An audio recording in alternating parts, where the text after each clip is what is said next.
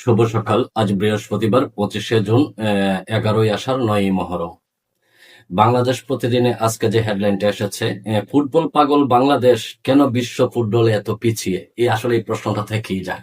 যে দেশের প্রত্যেকটা মানুষ, নারী পুরুষ আবাল বৃদ্ধ সবাই ফুটবলের প্রতি এত ভালোবাসা, অথচ সেই ফুটবলের তাদের কোনো অগ্রগতি নেই। আসলে এই এটা কার ব্যর্থতাটা কার?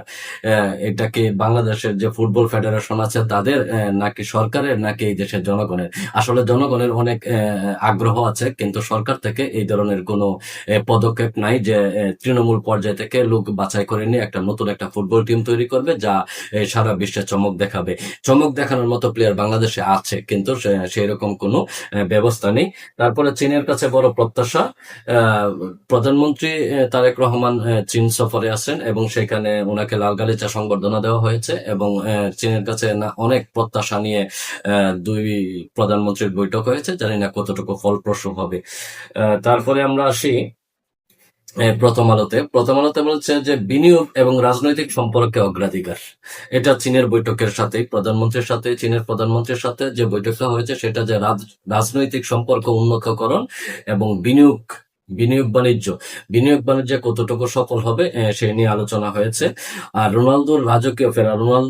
পর্তুগালের রোনালদো খুব সুন্দর খেলা খেলে ইয়াতে ফিরেছেন। তারপরে হচ্ছে যে নয়া দিগন্ত, মধ্যবিত্তের করের বোঝা। মধ্যবিত্তদের আসলে তাদের দুঃখের কথা বলে কোনো লাভ নেই। তারা সবসময় নানা কষ্টে থাকবে, নির্যাতিত থাকবে, নিপীড়নে থাকবে। যাই হোক, 17 বছর পর কার্যকর সংসদ পেয়েছে, এটা স্পিকার বলেছেন। কতটুকু কার্যকর আমরা জানি না, তবে দোয়া করি যাতে কার্যকর হয়। বেইজিং এ প্রধানমন্ত্রীকে লাল গালিচা সংবর্ধনা। আমরা চাই প্রধানমন্ত্রীর এমন কার্যক্রম হোক, সারা পৃথিবীতে তাকে সুন্দর সংবর্ধনা দেওয়া হোক এবং সারা পৃথিবীর প্রতিটা বৈঠকে, প্রধানমন্ত্রীদের বৈঠকে বাংলাদেশের নামটা চলে আসুক। খবর আজকে এই পর্যন্তই। আপনাদের সকলের জন্য শুভকামনা রইল। সবাই ভালো থাকবেন। আল্লাহ হাফিজ।